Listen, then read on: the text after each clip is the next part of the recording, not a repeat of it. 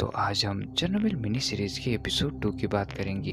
अगर आपने इस सीरीज की पहली वीडियो नहीं देखी तो हम आपको सजेस्ट करेंगे कि आप उस वीडियो को जरूर देखें। वीडियो की लिंक आपको डिस्क्रिप्शन बॉक्स या ऊपर आई बटन पर मिल जाएगी। तो कहानी की शुरुआत हादसे के 7 घंटे बाद Belarusian institute for nuclear energy में, जो कि बेलारूस की कैपिटल मिन्स्क में। यहाँ पर एक अलार्म के बाद दो साइंटिस्ट टेट्रा और उल्ना खुम्युक खिड़की पर लगी धूल की जांच करते और उन्हें बात समझ आ जाती है कि कहीं आसपास कुछ भयानक हादसा हुआ है। हवा में इतनी मात्रा में रेडिएशन मौजूद होना कोई आम बात नहीं है और अब उल्ना आसपास के न्यूक्लियर पावर प्लांट्स में कॉल कर खबर जानने की कोशिश करती है, पर चेरनोबिल से कोई फोन नहीं उठाता। और अब दूसरी तरफ हम प्रिपेट के हॉस्पिटल्स में पेशेंट्स की भरमार देखना शुरू करते और अब डॉक्टर स्वेटलाना उन फायर फाइटर्स के कंटेमिनेटेड कपड़ों को गौर करती है और उनके कपड़ों को अलग करने की सलाह देती है। लेकिन चौंकाने वाली बात यह होती है कि वो खुद उन कंटेमिनेटेड कपड़ों का हैंडल करते समय ग्लोव्स का इस्तेमाल नहीं करते।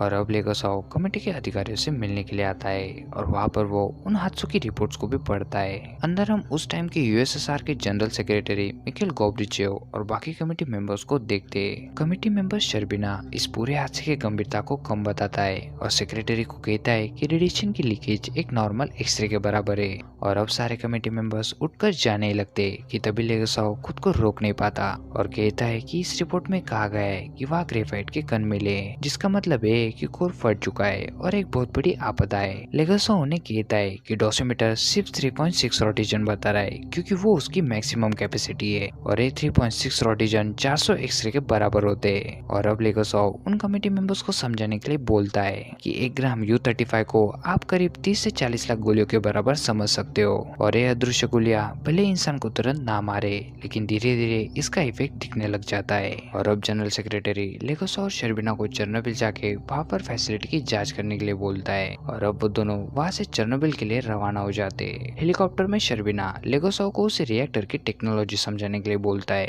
और अगर उसने ऐसा ना किया तो उसे हेलीकॉप्टर से बाहर फेंकने की धमकी भी देता है। और अब लेगोसाव उसे समझाता है कि किस तरह से एक न्यूक्लियर पावर प्लांट में स्टीम और टर्बाइंस की मदद से इलेक्ट्रिसिटी बनती है। लेगोसाव उसे बताता है कि स्टीम बनाने के लिए वो दो U-35 के एटम्स को आपस में टकराते हैं और उससे निकलने वाली एनर्जी का इस्तेमाल पानी की भाप बनाने में किया जाता है। यहाँ पर ग्रेफाइट का इस्तेमाल U-35 को घेरने के लिए किया जाता है ताकि उन एटम्स की स्पीड को हम कम कर सके। और अब दूसरी तरफ हॉस्पिटल के बाहर बेकाबू भीड़ के बीच वेस्ली की पत्नी लुडमिला चुपके से हॉस्पिटल में घुस जाती है और उसे पूछताछ करने पर पता चलता है कि वेस्ली और बाकी के फायर फाइटर्स को हेलीकॉप्टर से मॉस्को शहर में ले जाया जा रहा है और वहाँ मौजूद एक मेजर उसे उसका नाम लेके मॉस्को जाने की अनुमति दे देता है। और अब लेगोसाव शर्बिना चेरनोबिल के पास पहुंच जाते हैं और लेगोसाव शर्बिना को बताता है कि हवा से आयनाइज होने वाली रेडिएशन से पता चल रहा है कि कोर एक्सपोज हो चुका है। लेकिन शर्बिना हेलीकॉप्टर के पायलट को सीधा चेरनोबिल पावर प्लांट के ऊपर ले जाने के लिए बोलता है और ऐसा ना करने पर उसे गोली मारने की धमकी देता है। पर लेगोसाव पायलट को कहता है कि अगर हम उसके ऊपर गए तो कल सवेरे तक तुम उसी गोली की भीख मांगोगे। और अब नेक्स्ट सीन में हम मिन्स्क में बेलारूसियन कम्युनिस्ट पार्टी के हेडक्वार्टर में उल्ना डिप्यूटी सेक्रेटरी ग्रानिन से मिलने की कोशिश करती है, लेकिन वो सेक्रेटरी उल्ना को कोई जानकारी नहीं देना चाहता। उल्ना उसे कहती है कि वो एक न्यूक्लियर फिजिसिस्ट है और आप डिप्यूटी सेक्रेटरी बनने से पहले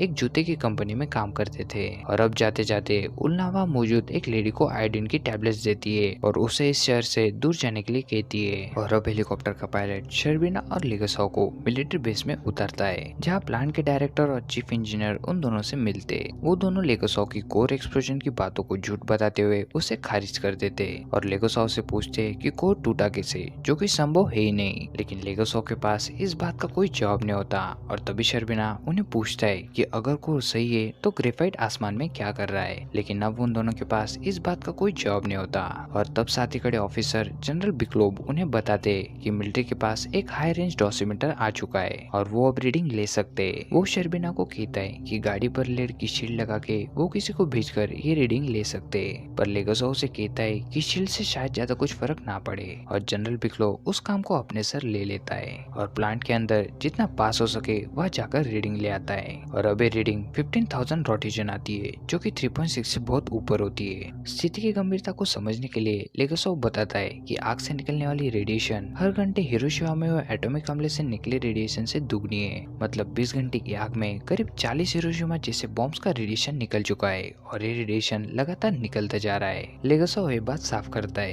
कि ये आग कोई आम आग नहीं है जो कि पानी से बुझ जाए और ऐसा हादसा इस दुनिया के इतिहास में कभी नहीं हुआ और अब डायरेक्टर ब्रुकनॉव और चीफ इंजीनियर फोरमैन को हिरासत में ले लिया जाता है। हादसे को मैनेज करने के लिए लेगासॉ शर्बिना से कहता है कि शुरुआती तौर से 5000 टन रेत और बोरान आग में डाली जाए और प्रिपेचर को खाली करवा दिया जाए, लेकिन शर्बिना इस बात के बिल्कुल खिलाफ होता है और अगली सुबह हम देखते हैं कि रेत को आग में डालने के लिए हेलीकॉप्टर्स का इस्तेमाल किया जाता है। कोर के सीधा ऊपर ना जाने की ऑर्डर्स के बाद भी हम एक हेलीकॉप्टर को गलती से आग के ऊपर जाते हुए देखते हैं और अगले ही पल वो हेलीकॉप्टर क्रैश हो जाता है। और अब दूसरी तरफ उल्ना अपने दोस्त मरिया को फोन करती है और कोड वर्ड्स में पता लगाती है कि वो आग में रेत और बोरान डाल रहे हैं और ये सुनकर उल्ना चिंतित हो जाती है और अब शर्बिना रेत डालने की प्रोग्रेस पर खुशी जताता है, पर लेगासॉ उसे बताता है कि रेडिएशन से एक्सपोज होने की वजह से वो भी अब ज्यादा से ज्यादा 5 साल तक ही जी पाएंगे। शर्बिना लेगासॉ को बताता है कि बाकी के देशों ने हवा में रेडिएशन को नाप लिया है और अमेरिकन सैटेलाइट्स ने आग की भी फोटो ले ली है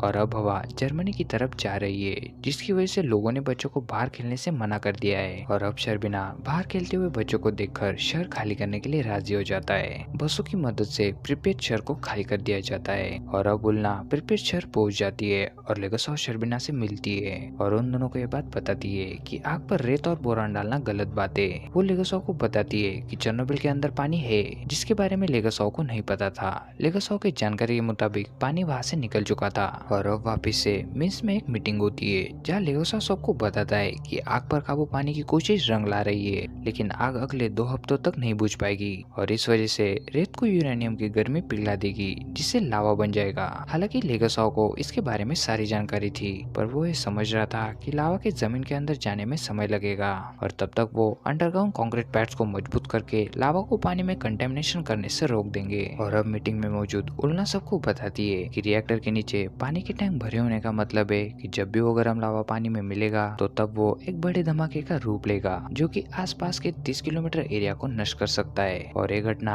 अगले 48 से 72 घंटों में होने की आशंका है। और अब लेगासॉ इस पर एक सोल्यूशन बताता है कि इस पानी को पंप किया जा सकता है, पर इसके लिए चेरनोबिल प्लांट को जानने वाले 3 लोगों को प्लांट के अंदर जाके स्लज गेट्स खोलने होंगे, लेकिन अब तक पानी में भी रेडिएशन बढ़ चुकी होगी, तो ये एक सुसाइड मिशन होगा और वो तीनों लोग हफ्ते भर में मर जाएंगे। और वो गोब्रिचेव से इन तीनों को मारने की परमिशन मांग रहे, जो कि ना चाहते हुए गोब्रिचेव उन्हें दे देता है। और अब लेगासॉ शर्बिना प्लांट के वर्कर्स से बातें करते और अपनी खुशी से 3 लोगों को ये टास्क पूरा करने के लिए बोलते और अब एक वर्कर उनसे पूछता है कि हम क्यों आपकी मदद करें, तो शर्बिना उन्हें बताता है कि लाखों लोगों की जिंदगी खतरे में है। और अब 3 जाबाज लोग इस चुनौती को स्वीकार करते, हानेन को, बेस्पालो और बर्नॉफ। और अब कम समय बर्बाद करते हुए उन तीनों को तैयार करके प्लांट के अंदर भेजा जाता है। वो तीनों टॉर्च की मदद से धीरे धीरे आगे बढ़ते और जैसे जैसे वो लोग आगे बढ़ते डोसीमीटर की आवाज बढ़ती जाती है और उन लोगों के लाइट्स भी जवाब देने लगते।